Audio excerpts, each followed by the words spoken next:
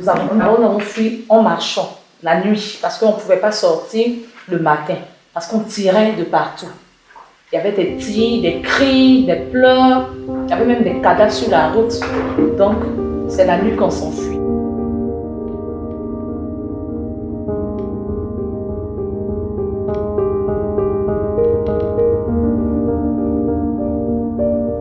Nous sommes des réfugiés, nous sommes là. Je viens du Congo, je suis là. Et derrière moi, le pays brille encore.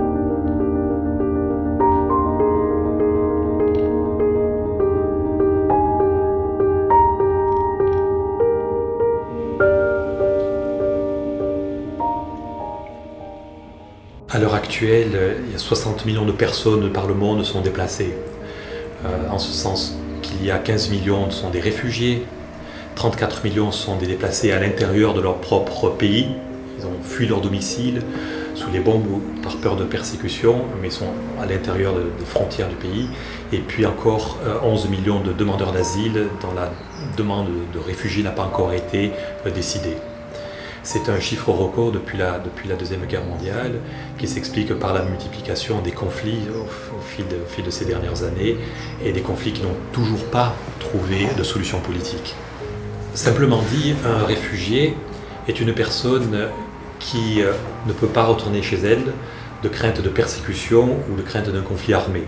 C'est donc une personne qui a fui son pays et qui a perdu la protection nationale de ce pays et qui a donc besoin de protection internationale qui, elle, est donnée à travers les conventions internationales sur les réfugiés. Morocco, because of its strategic position, became not only a country of transit, but also a host country for migrants and asylum seekers. In 2013, the report of the National Council on Human Rights recommended to develop an action plan to improve the living conditions of migrants and refugees. Following directives from His Majesty King Mohammed VI, the Moroccan government implemented a global immigration and asylum policy with an operational plan. This policy provides for the update of the legal framework related to migration, asylum, and trafficking in persons. That is how the National Strategy on Migration and Asylum, driven by the ministry in charge of Moroccans living abroad and of migration affairs, intends to ensure a better integration of migrants and a better management of migration flows within the framework of a coherent, global, humanist, and responsible policy.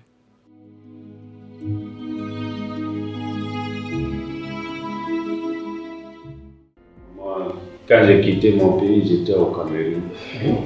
Après le Cameroun, j'ai traversé le Niger. Au Cameroun, à peu près 4 ou 5 mois, j'ai fait au Cameroun. J'ai lavé les voitures, on nous donne un peu d'argent.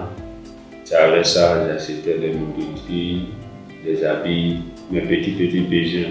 Après le Cameroun, j'ai traversé le Nigeria. Du Nigeria au Niger. Après le Niger, je suis passé par le Mali, du Mali à l'Algérie. À l'Algérie, j'ai un peu duré au moins 8 à 9 mois. J'ai fait à l'Algérie avant de rentrer ici au Maroc. En 2014, il y a eu une campagne de régularisation des migrants, pas nécessairement des réfugiés, des migrants au sens large, des migrants en situation irrégulière. Quelques 20 000 personnes ont ainsi pu être régularisées de façon exceptionnelle. Parmi eux, un certain nombre de Syriens, 5 000, donc des réfugiés, des personnes qui avaient besoin de protection internationale. Cette campagne de régularisation a cessé fin 2014. Pour ce qui est des réfugiés, une procédure est en cours qui continue et au terme de laquelle il s'agit d'un travail conjoint entre le HCR qui continue d'enregistrer les demandeurs d'asile, déterminer qui est un réfugié et qui ne l'est pas, et pour les décisions positives, partager ces recommandations avec le gouvernement. Et une commission interministérielle a été établie qui donc revoit ces cas-là, avalise les recommandations du HCR et donne à ces personnes-là des documents, des cartes de réfugiés et qui leur donne droit à un titre de séjour renouvelable. Donc ça, c'est une procédure conjointe qui indique bien que nous sommes dans une phase transitoire ici au Maroc, dans laquelle petit à petit, il y a un transfert de responsabilité à l'origine du HCR vers les autorités marocaines. أنا جيت من العراق وصلت المغرب انا لاجئ يعني جيت سجلت بالامم المتحده عرفت بجمعيتكم انه تمول مشاريع صغيره معي مشروع كوفي شوب صغير هو عباره عن مركز ثقافي يجمع فيه دارسين للدراسات العليا وفي نفس الوقت هو مشروع يبيع قهوه ويبيع مشروبات بارده وكذا وهذه الاشياء فهو عباره عن محل صغير في مكتبه صغيره في يجمعون الناس المثقفين الطبقه اللي هم المتعلمين واللي يرتادوا الجامعات من اللاجئين ايضا من اليمنيين والعراقيين والسوريين هو مكان لتجمعهم ونفس الوقت مكان لرزقي يعني انه ابيع فيه قهوه وكذا. La MAF travaille sur l'insertion socio-économique des réfugiés dans l'objectif de les rendre autonomes financièrement et qu'ils puissent subvenir à leurs besoins économiques. On fait ce travail dans le cadre d'un programme avec le Haut Commissariat aux réfugiés depuis 2007. Au long de ce projet, on a bien évidemment su nous adapter aux évolutions institutionnelles. On est passé des AGR vers l'insertion formation professionnelle qui n'était pas évidente à l'époque.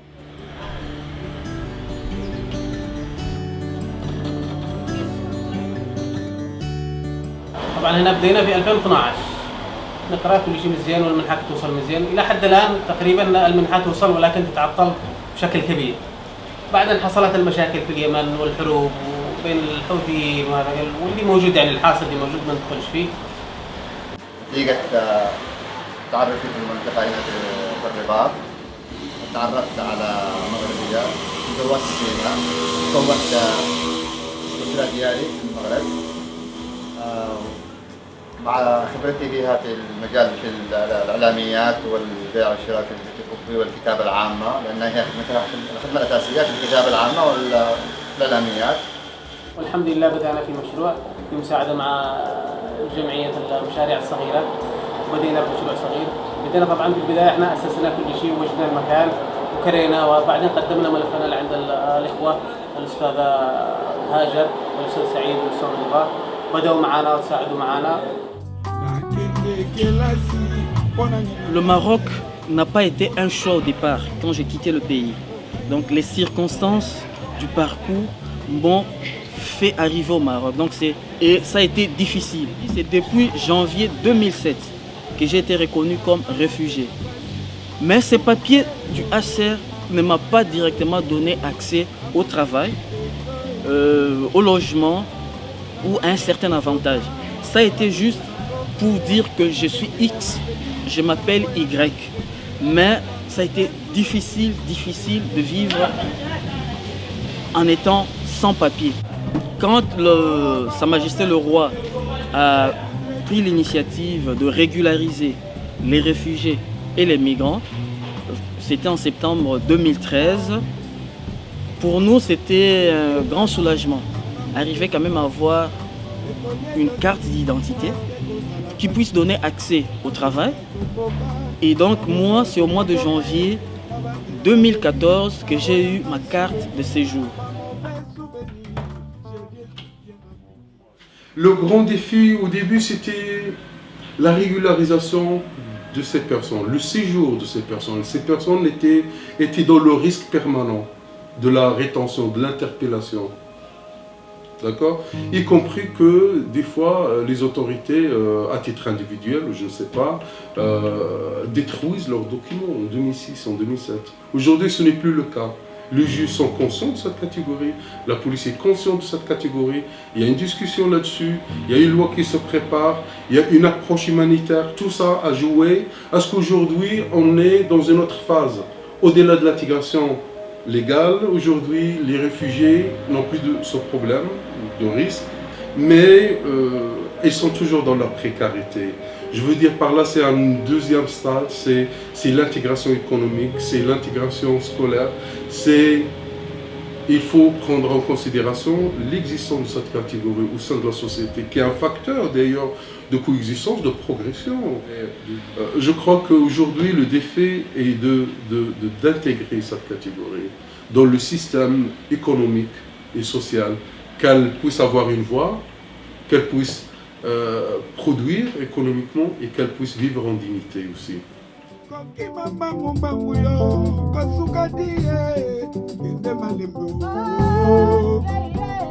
Je joue parfois avec des musiciens marocains. On a aussi un moment où on fait une fusion entre nous, les Marocains et nous. On partage les deux cultures de la République démocratique du Congo et du Maroc et de celles de ses amis qui sont avec nous, des Ivoiriens, des Brazzavillois.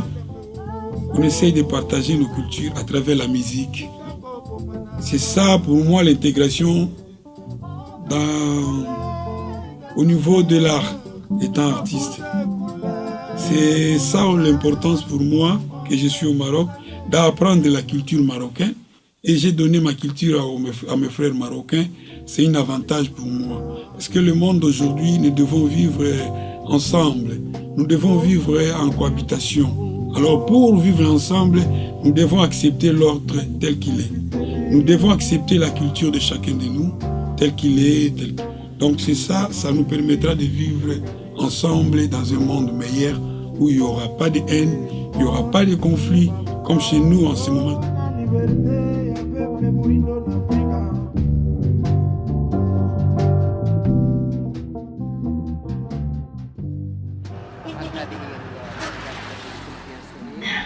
خرجت من سوريا بعد معاناة 3 سنوات من الحرب وقصف بيتي منزلي وكانت حرب دائرة في المكان اللي تواجدت فيه واضطررنا للخروج من سوريا إلى لبنان بسنة 2014 عندي بنتين آية وزهرة عندي آية القسم الثالث وعندي زهرة روضة الحمد لله دخلوا المدارس يعني نحن نريد كشعب سوري نكون منتجين وليس مستهلكين ونحاول على فرص عمل أكثر وطموح أكثر ويعني نخرج من الحالة اللي إحنا فيها بعد هذه المعاناة الطويلة. There are major challenges for the implementation of the National Strategy of Migration and Asylum. Nevertheless, the regularized migrants and the refugees recognized by the Bureau of Refugees and Stateless People now have the same access as Moroccans to basic services like social housing, the formal and informal school system, the services for vocational training, and employment.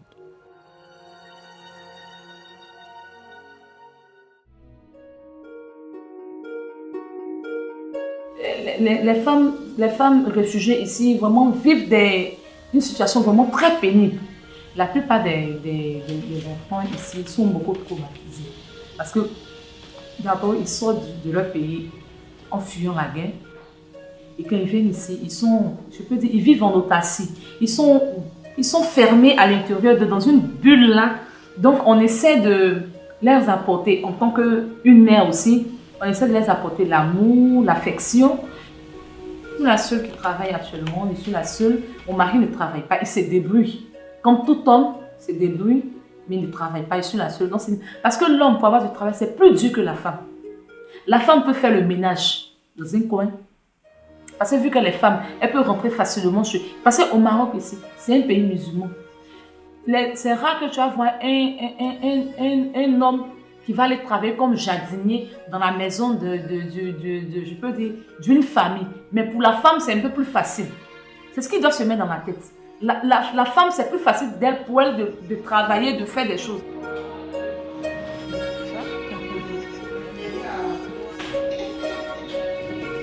Centre de la Fondation Orient-Occident à Rabat, c'est un centre ouvert à tout le monde, de 8h30 jusqu'à 9h du soir.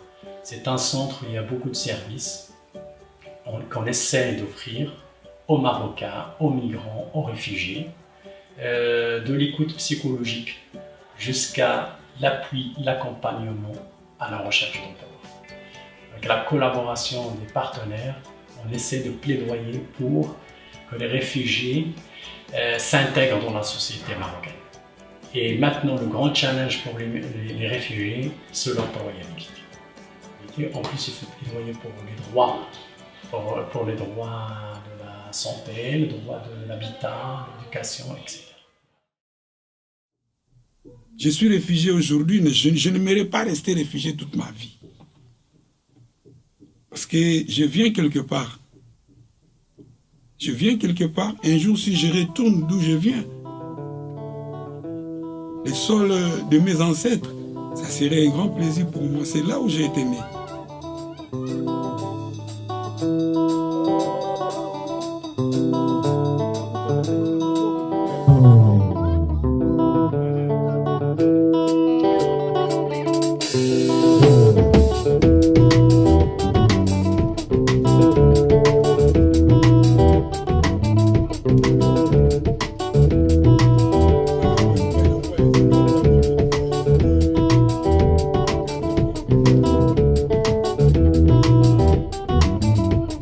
Koi mobalin koi mobalin koi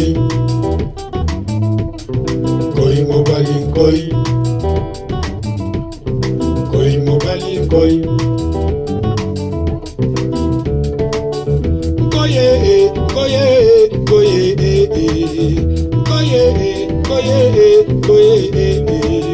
bazuwaki na mama koi mobalin koi tango azalaki bebe koi mobalin koi mama amemi na mboka babokolo ye etike mawa koi alongi likambo basangisi ye elongo na banao koye